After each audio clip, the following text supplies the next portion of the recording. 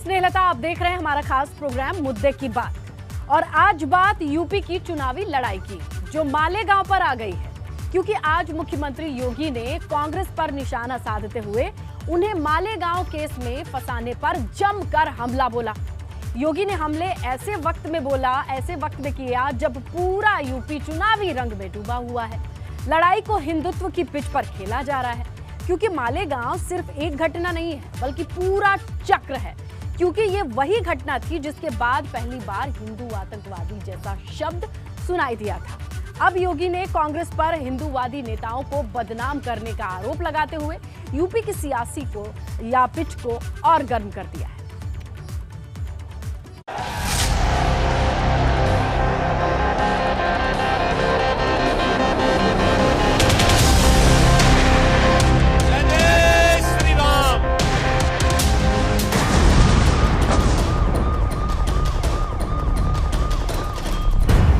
UP की लड़ाई Malegaon blast पर आई।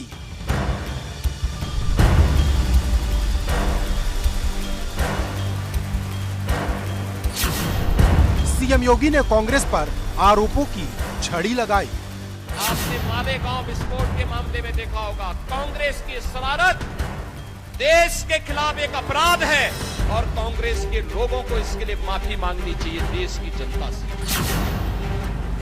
देश के सबसे बड़े सूबे की सबसे बड़ी सियासी जंग में अब कुछ ही दिनों का वक्त बचा है, लेकिन जैसे जैसे चुनाव नजदीक आ रहा, एक दूसरे पर हमलों का दौर तेज होता जा रहा है। लेकिन जिस तरह से सीएम योगी ने यूपी चुनाव में कांग्रेस को घेरते हुए मालेगांव ब्लास्ट का जिक्र किया, उसने यूपी का सियासी पारा फिर से गर्म कर दिया। फर्रुखाबाद की जनसभा में सीएम योगी ने कांग्रेस पर मालेगांव ब्लास्ट में खुद को झूठे केस में फंसाने का आरोप लगाया और ये मांग कर दी कि कांग्रेस देश के लोगों से माफी मांगे। आपने महाराष्ट्र एटीएस का एक बयान देखा होगा। उस समय कैसे भारतीय जनता पार्टी के कार्यकर्ताओं को, नेताओं को, राष्ट्रीय स्वयंसेवक संघ के नेताओं को, हिंदू नेताओं को कैसे लोग झूठे मुकदमों में फंसाने का कार्य कर रहे थे। आपने मालेगांव विस्फोट के मामले में देखा होगा, कांग्रेस की शरारत देश के खिलाफ एक अपराध है और कांग्रेस के लोगों को इसके लिए माफी मांगनी चाहिए देश की जनता से। सीएम योगी ने ये बात उस गवाह के खुलासे के बाद कही जिसने सुनवाई के दौरान महाराष्ट्र एटीएस पर आरोप लगाया था कि उस पर सीएम योगी का नाम लेने के लिए दबाव बनाया गया था। और उसने आज भगवान की सौगंध खाकर स्पेशल एनआई कोर्ट मुंबई में आज कहा कि मुझे एटीएस मुंबई वाले अपने घर से उठा के लेके गए थे और केवल एक ही वो हर बात कहते थे कि जब तक 5 आरएसएस वालों के तू नाम नहीं लेता है तब तक हम तुझे नहीं छोड़ेंगे। उसने जो 5 आरएसएस वालों के नाम थे उसमें प्रमुखता से योगी आदित्यनाथ जी, इंद्रेश कुमार जी, स्वामी असीमानंद जी, देवधर जी और काका जी। गवाह ने अपने बयान में उस वक्त के तत्कालीन एटीएस अधिकारी परमवीर सिंह और दूसरे अफसरों पर यह भी आरोप लगाया कि उसे योगी आदित्यनाथ और आरएसएस नेता इंद्रेश कुमार सहित 4 नेताओं का नाम लेने के लिए धमकी मिली थी। गवाह के पलटने के बाद अब सियासत गर्म है। मुख्यमंत्री योगी कांग्रेस पर हमलावर है और अब भाजपा मालेगांव ब्लास्ट को कांग्रेस की सोची समझी साजिश बता रही है। मालेगांव के विषय में जो आपने कहा है बहुत ही गंभीर विषय है। आप सोच सकते हैं हिंदुओं के प्रति कांग्रेस पार्टी के मन में, कांग्रेस पार्टी के मस्तिष्क में किस प्रकार की घृणा रही होगी। हिंदुओं के खिलाफ षड्यंत्र, आप सोच के देखिए, साधु संतों को, मठों को, उत्तर प्रदेश के मुख्यमंत्री को बदनाम करने के लिए, भगवा को बदनाम करने के लिए किसी भी हद तक जाएंगे, झूठी बातें फैलाएंगे, लोगों को प्रताड़ित करके, टॉर्चर करके उनसे झूठी बातें कहलवाएंगे। इस प्रकार का यह साजिश था। मालेगांव बम ब्लास्ट मामले में गवाह ने खुलासा करते हुए कहा कि योगी आदित्यनाथ समेत बीजेपी और आरएसएस के 4 लोगों के नाम लेने के लिए तत्कालीन एटीएस अधिकारी परमवीर जी ने उस पर दबाव बनाया था, लेकिन उसने नाम लेने से इनकार कर दिया। यही वजह है कि मुख्यमंत्री योगी आदित्यनाथ अब कांग्रेस को हर मंच से घेरने की कवायद कर रहे हैं। आपको बता दें कि मालेगांव धमाका साल 2008 में मुंबई से करीब 200 किलोमीटर दूर महाराष्ट्र के मालेगांव में एक मस्जिद के पास हुआ था।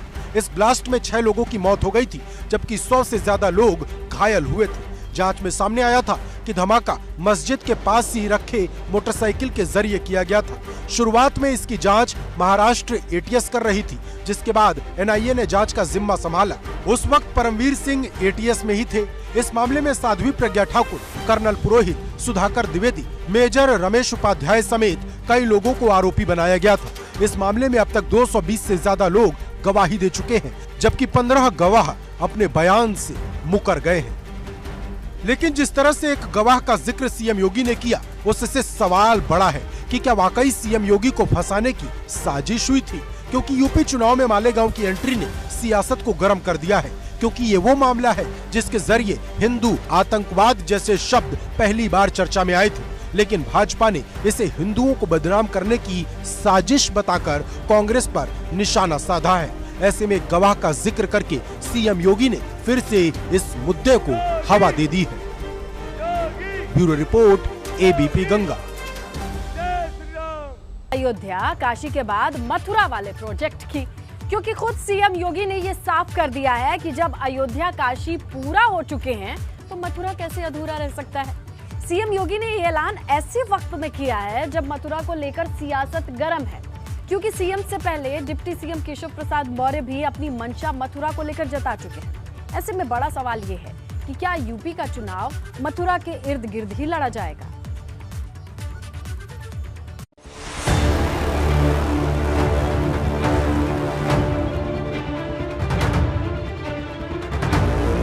यूपी फतेह की तैयारी, अब मथुरा की बारी।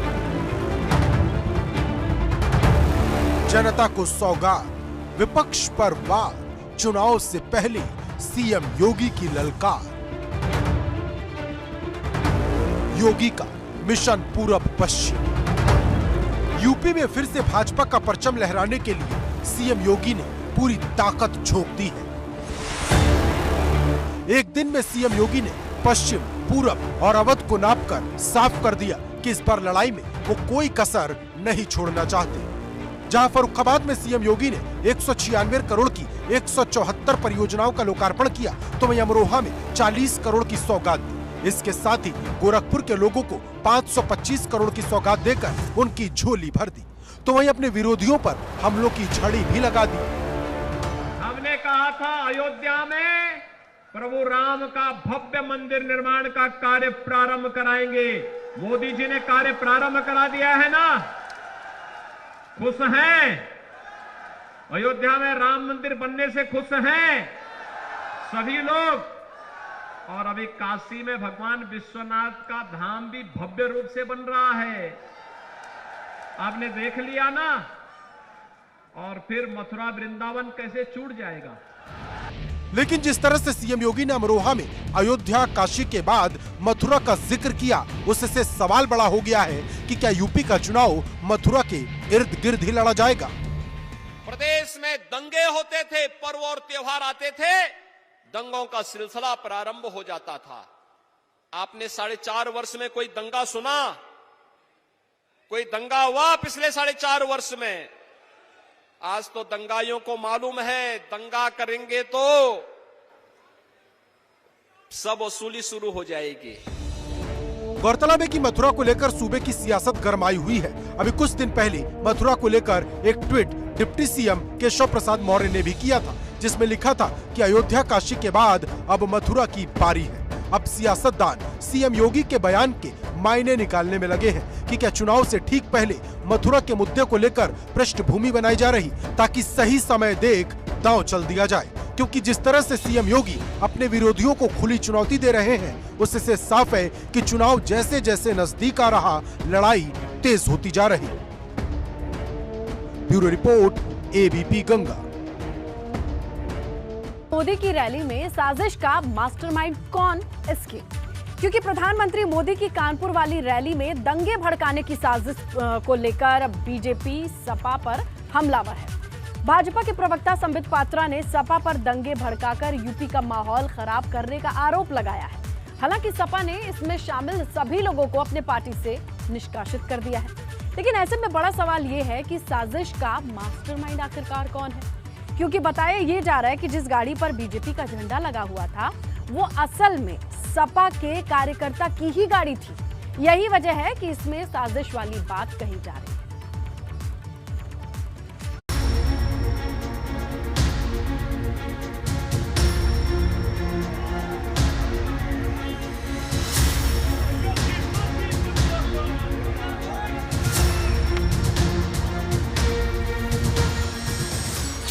यूपी चुनाव में साजिश वाली आहट।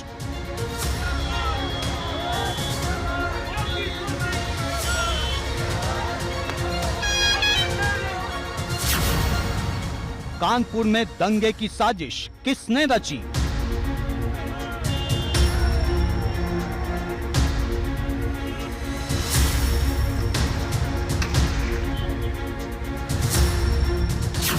वायरल वीडियो से भूचाल, कहां तक फैले हैं साजिश के तार। ये वीडियो सोशल मीडिया पर सनसनी बन गया है। इस वीडियो को लेकर यूपी ही नहीं दिल्ली तक की सियासत में भूचाल आ गया है, क्योंकि इस वीडियो को प्रधानमंत्री मोदी की कानपुर रैली में दंगा भड़काने की साजिश बताया जा रहा है, जिसे लेकर भाजपा प्रवक्ता संबित पात्रा ने सपा पर दंगा भड़काने का आरोप लगाया है। वहीं सपा इन सभी आरोपों को बेबुनियाद बता रही है। समाजवादी पार्टी किस प्रकार से उस रैली में एक तरह से उस रैली को खत्म करने की साजिश, उस रैली में दंगा भड़काने की कोशिश, शहर में दंगा भड़काने की कोशिश कर रही थी ताकि प्रधानमंत्री नरेंद्र मोदी जी की रैली पे उसका असर पड़े। आज कई अखबारों ने बहुत गंभीरता के साथ इस विषय को छापा है। कल कानपुर में जो घटना घटी गाड़ी में तोड़फोड़ का, उसका समाजवादी पार्टी से कोई लेना देना नहीं, न ही समाजवादी पार्टी का कोई उसमें कार्यकर्ता था। संबित पात्रा जी को ये देखना चाहिए कि आज और पेपरों में क्या निकला है। देश भर के पेपरों ने ये छापा है कि कल 97,000 शिक्षक भर्ती को लेके जब उत्तर प्रदेश का पूरा युवा अपना हक मांगने हेतु राजधानी लखनऊ के सड़कों पे था, तो उस पर बर्बर लाठियां चार्ज की गई, उनका गला दबाया गया, उन्हें जेल भेजा गया। इस पर भी कुछ प्रकाश डाल पाएंगे संबित पात्रा जी? बता दें कि ये वीडियो प्रधानमंत्री मोदी की कानपुर रैली से कुछ देर पहले नौबस्ता इलाके का बताया जा रहा है, जिसमें भाजपा के झंडे वाली एक ऑल्टो कार में तोड़फोड़ की जा रही है। देखने से लगता है कि समाजवादी पार्टी के कार्यकर्ता भाजपा समर्थित कार पर पथराव कर रहे हैं। अब इसी वीडियो को लेकर हड़कंप मचा हुआ है। इसमें ऐसा प्रतीत होता है कि समाजवादी पार्टी के छात्र नेताओं ने भारतीय जनता पार्टी की झंडा लगी गाड़ी पर न सिर्फ पथराव किया बल्कि पुतला फूका और उसके बाद वहां से चले गए। लेकिन जब पुलिस तह तक गई, तफ्तीश की, तो पता चला कि ये एक व्यूह रचना थी, एक साजिश की गई जिसके तहत दोनों तरफ के लोग समाजवादी पार्टी से जुड़े हुए थे। क्योंकि मामला प्रधानमंत्री मोदी से जुड़ा है तो पुलिस प्रशासन इसे लेकर फौरन हरकत में आ गया है। पुलिस ने 5 लोगों की गिरफ्तारी की है और तोड़ी गई गाड़ी बरामद कर ली है। वहीं फरार चल रहे लोगों की तलाश जारी है। पुलिस ने धारा 147, 148, 153A, 336, 427, 435, 341, 34, 500 और 505(2) के तहत मामला दर्ज किया है। नौबस्ता थाने इलाके में कल की हुई घटना के संदर्भ में कानपुर पुलिस ने अपनी जांच तेजी से आगे बढ़ाई है और इस संबंध में हमने गाड़ी जिस गाड़ी को तोड़ा गया था उसे हमने बरामद कर लिया है और साथ में हमने घटना से जुड़े हुए 4 लोगों को अब तक गिरफ्तार किया है। इनकी गिरफ्तारी लखनऊ से हुई है। अब ये साजिश किसने रची, इसका मास्टरमाइंड कौन है, ये सब पुलिस की पूछताछ में ही सामने आएगा, क्योंकि अगर ये साजिश है तो सवाल बेहद संगीन है। एबीपी गंगा के लिए कानपुर से रतीश त्रिवेदी की रिपोर्ट। अखिलेश यादव के महारथियों की जो 2022 की साइकिल की रफ्तार को बढ़ाने के लिए जमीन पर लगातार पसीना बहा रहे हैं। आज बरेली में ओम प्रकाश राजभर और गाजियाबाद में आरएलडी ने रैलियां की। इन रैलियों में बीजेपी पर जमकर निशाना साधा। लेकिन बड़ा सवाल ये है कि जिन साथियों को लेकर अखिलेश यूपी फतेह की बात कर रहे हैं, क्या वो यूपी में जीत दिलाने में अपनी भूमिका निभा पाएंगे?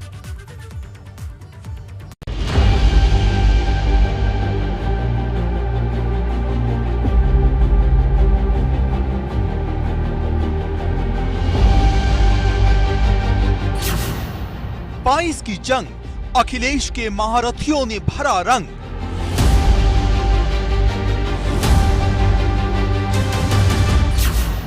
बाईस की बाजी, जनता किस पर होगी राजी।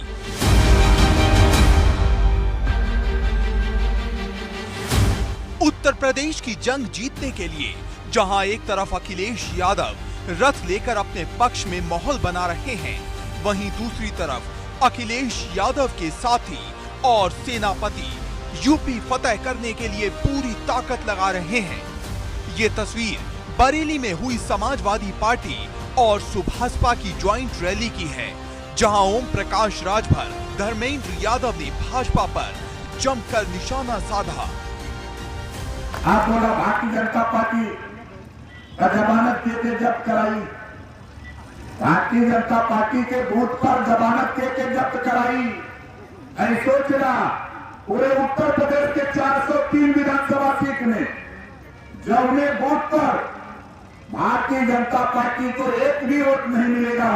बहुत सारे लोगों को विश्वास और भरोसा है और उनकी अपनी लोकप्रियता है, और जब वो समाजवादी पार्टी के गठबंधन में आए तो स्वाभाविक तौर पर समाजवादी पार्टी को मजबूती मिली है। बरेली का रामगंगा मैदान सपा और सुभाषपा के कार्यकर्ताओं की भीड़ से पटा था। आपको बता दें कि बरेली भाजपा का गढ़ है, लेकिन इस बार सपा भाजपा के गढ़ में सेंधमारी कर एक बड़ा उलटफेर करने की तैयारी में है। 3 महीने के बाद योगी और मोदी का साथ, योगी जी का साथ गोरखपुर में और मोदी जी का साथ गुजरात में पहुंचा के मानूंगा 3 महीना। जहां बरेली में ओम प्रकाश राजभर और धर्मेंद्र यादव अखिलेश को मजबूत कर रहे थे, वहीं गाजियाबाद में समाजवादी पार्टी की सहयोगी रालोद कार रैली निकालकर पश्चिमी यूपी में भाजपा के खिलाफ बिगुल बजा रही थी। इस रैली में रालोद के बड़े बड़े नेता शामिल हुए।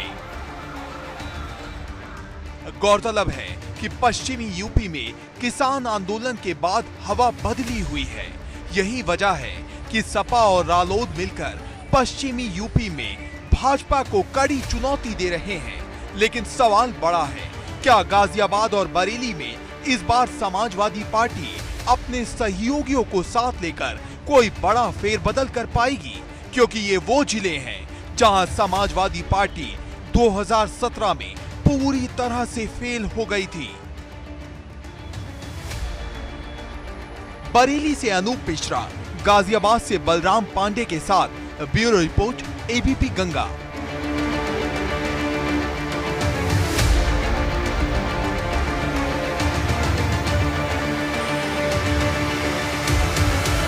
प्रियंका के 71% वाले प्लान की, चूड़ी वाले पैगाम की, क्योंकि यूपी जीतने के लिए प्रियंका गांधी ने एक ऐसा प्लान बनाया है। ये प्लान है 50% महिलाएं और 21% दलितों को मिलाकर कुल 71% से जो मिलकर बना है, जिसे चूड़ी वाला दांव बताया जा रहा है।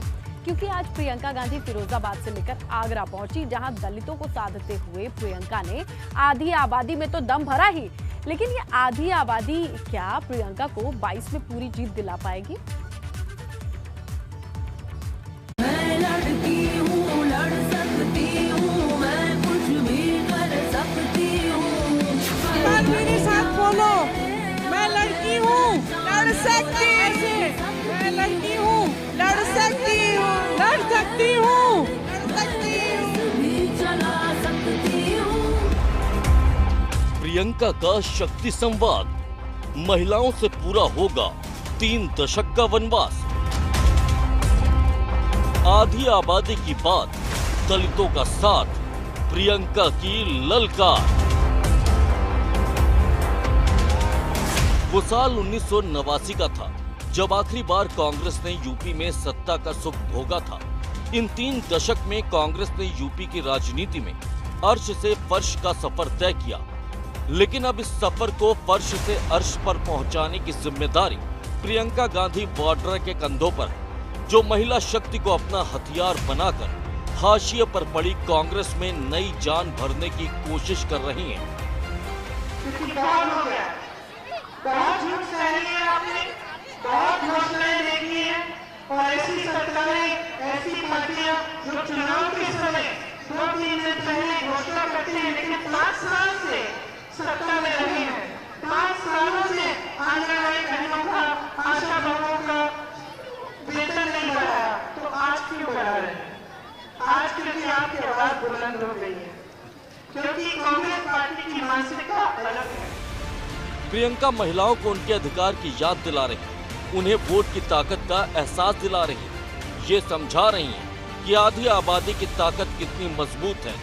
और फिरोजाबाद में उन्होंने आरक्षण के मुद्दे को लेकर सरकार की नीयत पर ऐसा निशाना साधा कि पूरे मैदान में लड़की हूँ लड़ सकती हूँ के नारे गूंजने लगे।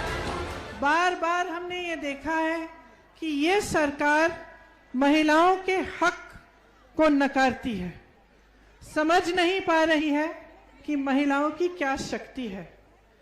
इनकी जो विचारधारा है, इनकी मानसिकता है, वो यही है कि आपको एक गैस सिलेंडर पकड़ा दिया और उनकी सारी जिम्मेदारी उसी के साथ समाप्त हो गई। अमेठी में 16 साल की एक दलित लड़की की डंडों से पिटाई के मामले को लेकर भी प्रियंका गांधी ने सूबे की सरकार पर सीधा प्रहार किया और एक के बाद एक 2 ट्वीट करके यूपी में हर दिन दलितों के खिलाफ 34 आपराधिक घटनाएं होने का आरोप लगाया। गौरतलब है कि अमेठी में 16 साल की एक दलित लड़की की पिटाई का वीडियो वायरल होने के बाद हड़कंप मचा हुआ है। इस वीडियो में लड़की को 2 लड़के जमीन पर पैरों से कुचलते हुए दिख रहे हैं। पुलिस ने इस मामले में 3 आरोपियों के खिलाफ केस दर्ज किया है। प्रियंका यूपी में बदली हुई राजनीति करने की कोशिश कर रही हैं, जो महिलाओं के साथ साथ दलितों की बात करती है, जो अधिकार दिलाने के साथ साथ उनके सुख और दर्द में उनके साथ खड़ी नजर आ रही है। फिरोजाबाद के शक्ति संवाद कार्यक्रम से पहले प्रियंका चूड़ी का काम करने वाली एक दलित महिला के घर भी पहुंची, जहां प्रियंका ने उस महिला के काम में हाथ बटाया। फिरोजाबाद कांच के लिए और चूड़ी के काम के लिए पूरी दुनिया में विख्यात है, क्योंकि ये काम जितना पुरुषों को आर्थिक मजबूती देता है, उतना ही महिलाओं की आर्थिक ताकत को भी बढ़ाता है। फिरोजाबाद में महिलाओं से संवाद करने के बाद प्रियंका गांधी आगरा पहुंची, जहां वाल्मीकि वाटिका में प्रियंका गांधी ने वाल्मीकि समाज से सीधा संवाद किया। हालांकि ये पहली बार नहीं है जब प्रियंका आगरा जाकर वाल्मीकि समाज से मिली हो। वो अरुण वाल्मीकि की मौत के बाद से लगातार वाल्मीकि समाज की आवाज उठा रही। जानकारों की माने तो प्रियंका की कोशिश आधी आबादी के साथ साथ गैर जाटो दलितों को साध कर कांग्रेस में नई जान फूंकने की है। लेकिन बड़ा सवाल ये है कि क्या आधी आबादी के दम पर प्रियंका पूरी बाजी जीत पाएंगी? नितिन उपाध्याय के साथ ब्यूरो रिपोर्ट, एबीपी गंगा।